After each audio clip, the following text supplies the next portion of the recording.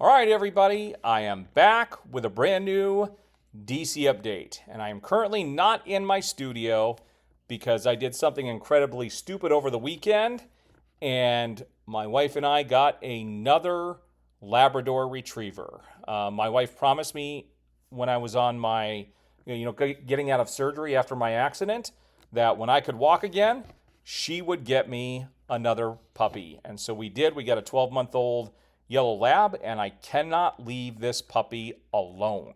And so I'm going to be in my studio doing these updates when there are people home, but I have time and nobody's home right now, so I have to be downstairs with the puppy. Luckily, it's sleeping right now, but that could change at any minute. I'll show you a couple of pictures of Bucky. Bucky is the new member of our household. All right, so first up today with the DC stuff, we have Keanu Reeves. He says he is not happy with the scripts for Constantine 2, says co-star Peter Stormare. He's very bored with the scripts that have been presented to him with a lot of action. And what ends up happening here is he doesn't want these films to be Marvelized. He wants it to be more in tone with the original and wants to do this character justice. Whereas Warner Brothers is forever chasing Marvel.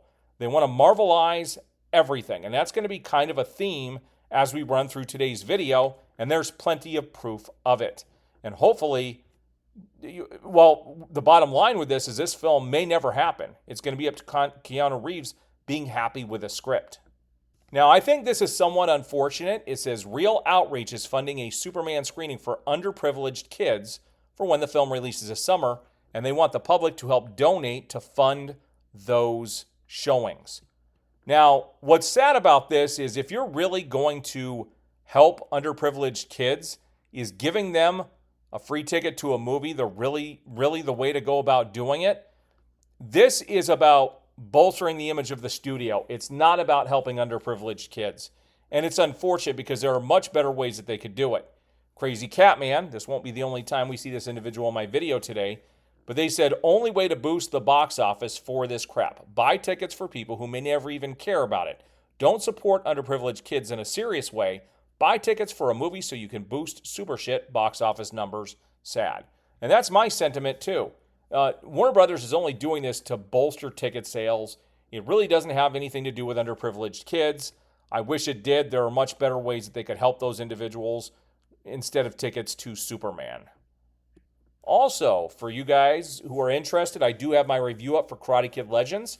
My family and I saw this on Thursday of last week. I have my review here up on YouTube. And what's interesting is there is actually a DC connection to Karate Kid. I never knew this, but in the credits, it said the name Karate Kid was used with permission from DC Comics because I guess they own the Karate Kid, which is very interesting. I never knew that. Also, Iron Studios officially revealed their statue for Superman. Now, I'm not a big fan of this statue. We've seen Superman in nice stoic, poses before. This doesn't look stoic. It looks very unnatural. Like, I would not want this on my desk. In fact, I'm not collecting anything for this film because nothing is aesthetically pleasing about the suit. There's nothing aesthetically pleasing about the figures. Everything has this cheap-looking quality to it. And it's unfortunate as a DC fan that I can't get excited about this stuff because it's not exciting. Also, it was announced that James Gunn is finalizing the full cut of Superman and will turn it in by this Friday of this week. David Fleming is not replacing John Murphy as composer. He was brought in as an additional composer.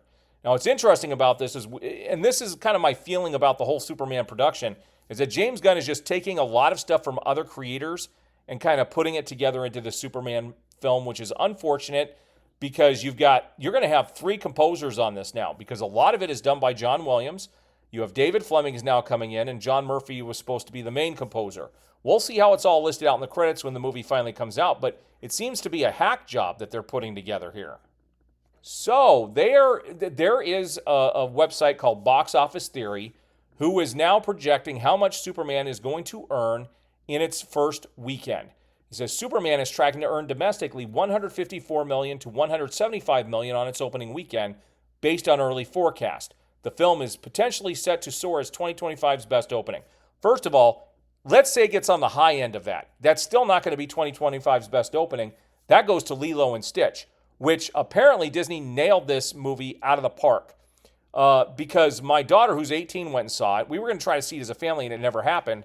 My 18-year-old daughter went and saw it and said she loved it, and that there was no pandering, there was no political messaging, that was a straight telling pretty much of the cartoon with a few minor changes. And because of that, it's being rewarded at the box office. Superman, to make that kind of money, needs to attract all of those kids, which I don't think it's going to do. And for the adults, this all looks very cheap, and you've got a fan base that is divided and fractured because people wanted Henry Cavill back. And because of what the studio did to backstab those individuals who love that character, I don't see this movie making that kind of money. I just don't see it being possible. And, you have just the week before, you have not Fantastic Four, Jurassic World opening for the July 4th weekend. That's where me and my family are going to be. I can tell you that for sure. We're going to be there for that. We're excited for that. No one in my family is excited for Superman. Nobody is. Nobody is.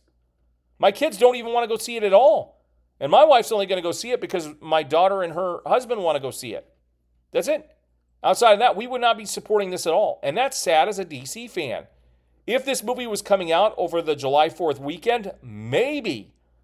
But I can tell you, Jurassic World, it's looking pretty stellar. And if it does end up being a good movie, Superman is going to get crushed. Because everybody going on July 4th weekend is going to be putting a lot of money down to go as a family. And also July 4th festivities, that the following weekend, it's going to be pretty dead, I think. I don't think it's going to make anywhere near these numbers. And we're going to see how this compares to Man of Steel here in a few minutes. Also, McFarlane Toys has announced the Battle Damage 7-inch scale gold label action figure based on the character's appearance in the upcoming Superman feature film from DC Studios. It is coming exclusively to Target. Some people have posted online that this is already available and that you can go actually pick it up. And I find it funny that the background looks like chaos, like the city's destroyed, like it was in Man of Steel, because that's not supposed to happen in this film. And so I just find just the marketing just hilarious behind this. I'm not collecting any of these toys. I just don't care about this film. Also, new Superman cardboard cutout standees are available from the DC shop. Now, first of all, the one on the left looks like cosplay. Like, this does not look good at all. The one on the right is a very unnatural position. I don't know who would buy these. Like, to me, everything about this looks cheap. So Scott Snyder posted this, which is pretty awesome. First cosplay of Absolute Batman. So he was at a Comic-Con signing, and he got this Absolute Batman person who showed up. That's pretty cool cosplay right there. I would love, well, first of all, you guys, if you are not reading Absolute Batman, you are missing out. If you are a DC fan and you have not read this title, you got to check it out. But it would be awesome. We're having the Phoenix fan fusion or whatever it's called here, and I haven't gone in almost 10 years because of the crap that I went through. Last time I went to go see Dick Van Dyke, and they kind of hosed us, and I haven't been back since because I've been so pissed off. If Scott Snyder was there, he would get me to go. I know Jeff Loeb's going to be there. I almost went for Jeff Loeb. If Scott Snyder and Jeff Loeb were going to be there, I would totally be there. I'd like to see Jim Lee show up at some point as well, too. So here's one of the first pictures we took of Bucky here at our house. I'll have a couple to show you during this video. Also, this isn't the only time I'm going to talk about this in this video. David Goyer reflects on working with Warner Brothers on the DCU and how obsessed they were with copying the MCU and catching up to Marvel. And that comes from Variety.com.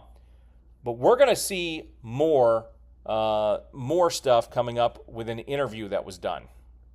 So this is pretty crazy, and I want you to notice on this post that over 193 reactions, and most of them have been people laughing. Superman aimed for biggest opening in character's history. Now here's the reality check. Man of Steel opened to $113 million in 2013. Adjusted for inflation, that's $155 million. That's essentially the same, and they haven't told us the likely astronomical budget for Superman yet, although they did talk about it. We're going to talk about that in today's video. Either way, stop trying to make this some picket line event where people that like Man of Steel are rooting against this film. They aren't. Having things you dislike about an adaptation is every fan's right, which is 100% true. Everything about this production looks cheap. People are noticing that. It looks cobbled together. And it sounds like with the recent cuts of comedy and some other things that, yes, this looks, everything about this looks like this is going to be a disaster. Here are the two companions. That's Lucy in the background. She was the one that was injured last summer. And we've got Bucky there in the front. They've been laying together. They're actually laying together right now. So more on David S. Goyer. He recently appeared on the podcast Happy, Sad, Confused, where he sat down to dive into his own career and explaining why he thought DC's attempts to mimic Marvel were misguided. I know the pressure we were getting from Warner Brothers, which was, we need our MCU. We need our MCU. And I was like, let's not run before we walk. There was this revolving door of executives at Warner Brothers and DC. Every 18 months, someone new would come in. We were just getting whiplash. Every new person was like, we're going to go bigger. And that's exactly what's happened. And they're still trying to chase that. Here it is, 12 years later, and they're still trying to chase that, which was never the plan. Zack Snyder, David Goyer, those guys were just trying to create something special. Whereas the studio just saw Marvelize it. Marvelize everything. We got to catch up to Marvel. That ship has sailed. People want good storytelling, not just cheap laughs at the theater with these characters that they love. All right, now we have the CCXP this weekend, and Warner Brothers announced that there were going to be some announcements, some things to get people excited for there. And that didn't happen. So Kevin MRC MAR posted, the difference between the CEO of DC and the CEO of Marvel is mind-blowing. James Gunn said surprises are coming at CCXP. It was a blast of narcissism, and the only surprise we got is that, and I quote, Max sucks, HBO Max is the greatest, which is embarrassing. So they're rebranding Max to HBO Max, and that's going to be part of Peacemaker's, marketing.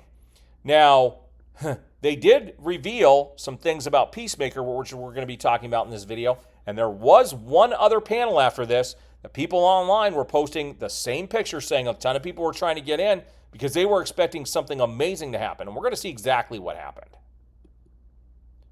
Also, Sil Abdul picked up, this was from that first panel, that James Gunn reveals that the Justice Gang are in episode 1 of the new Peacemaker season.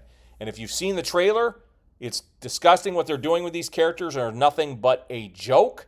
And it takes place after Superman, and they still have these goofy-ass suits. And so they ain't getting new suits in the movie, people. It isn't happening. It's not happening in this film. And I don't think this universe is going to go much beyond this. I think they'll release Lanterns and Supergirl, but we may never see anything else beyond that. So this had me raising my eyebrows. James Gunn says Godzilla Minus One ended up being a major influence on Superman. My goal was to make a film like Godzilla Minus One, which depicted Godzilla, but also had great human drama. Godzilla wasn't in that movie much. So are you saying Superman is not going to be the big defining factor of this film because that he's just not going to be in it much? That's kind of what this seems like. Now, I laughed when I saw this. This comes from Heroic Hollywood. They have a picture of Aaron Pierre, who is playing in Lanterns. He's playing, John Stewart. And I laughed at this description because the photo is anything but. It says, Aaron Pierre just gave fans their first real glimpse of John Stewart, and it's already making waves. No, it is not. A behind-the-scenes photo from HBO Lanterns shows Pierre in a pre-ring look, raw and grounded. No suit, no glowing green constructs, just a man who hasn't stepped into the role yet. But you can already feel the weight he's carrying. This isn't your usual superhero intro. Yeah, so you expect this amazing photo, right? Well, here's the photo. Ta-da! This doesn't reveal anything, and it's nothing of the sort. So Aaron Pierre is a good actor. I saw him in that film that was on Netflix last year that ended up being my favorite film of the year, and he's got some acting chops. But this does not get me excited for Lanterns at all. It does not, to me, this does not reek John Stewart. It doesn't look like he's carrying the weight of anything. It's just a photo. Also, James Gunn said on characters who had died in Peacemaker Season 1, we see a couple of them in different ways in Season 2. There's another little world Peacemaker goes to.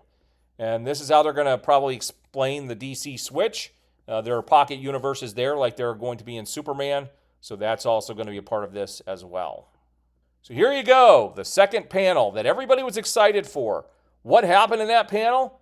Nothing exciting except James Gunn and John Cena eating crickets in Mexico. Yes, people, this is your head of DC Studios. This is what DC has become.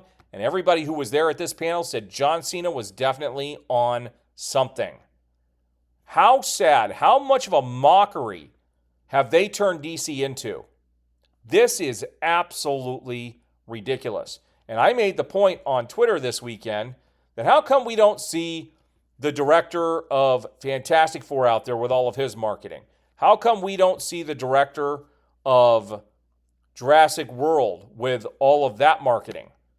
The only one who's doing this is James Gunn. It's weird, people. It's weird. Also, they announced that the budget for Superman is reportedly $225 million. I don't think it's that because the public tax records have been available since this movie started production, and people said it was over $300 million, okay? That's what the official tax records actually show. But Warner Brothers has been kind of mum on this. Now, let's say it is $225 million. This has nothing to do with the marketing yet, which they're going bonkers on right now. And they're spending a lot of money on the marketing as of right now. I think they waited too long. And you have to understand that theaters take 50% of the ticket sales. So right there, you've got to make over $500 million before it covers just the ticket sales. And then you got to overcome the marketing. And people are saying it's got to make over $700 million before it becomes successful. Think about that for a minute. How many superhero films get anywhere near $700 million? It would have to be something pretty damn special for that to happen. And there ain't nothing special. It doesn't feel like there's anything special about this film. It just doesn't feel like it at all. And here we go. The DCU, the Direct, said Superman has a reported budget of $225 million, meaning Superman must cross $700 million at the global box office to be considered a success. That comes directly from the Wrap, people. And, you know, that's pretty crazy stuff. That's about the budget of what Man of Steel was made for back in 2013. Things cost more today. It's going to look very cheap. Here's another photo of Bucky, just kind of chilling out. Also, kind of smokescreen coming out with all the bad news from the CCXP, the budget numbers to kind of distract from that. Warner Brothers came out and said they were eyeing Michael Bay to direct a new Superman film starring Henry Cavill back in 2022. Everyone heard it was Christopher McQuarrie. And what's crazy about this is Michael Bay's even a better director than James Gunn. I actually like a lot of Michael Bay's films, especially his older films. But, you know, Ambulance a couple years ago was a lot of fun. It was stupid, but it was a lot of fun. Same with the first Transformers. Like, he could have made a great action film. Definitely, I'd be more excited to see that than anything James Gunn does. That's for sure. All right, so here we got Crazy Catman again, chiming in on the CCXP. He said two things happened. Gunn and Cena talked about Fart Maker. Gunn ate some crickets on stage. This is DC now. Exactly, guys. They have turned DC into a joke.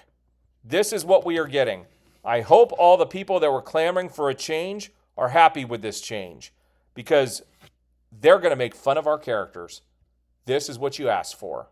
I hope you enjoy it. All right, guys, there's my update for the day.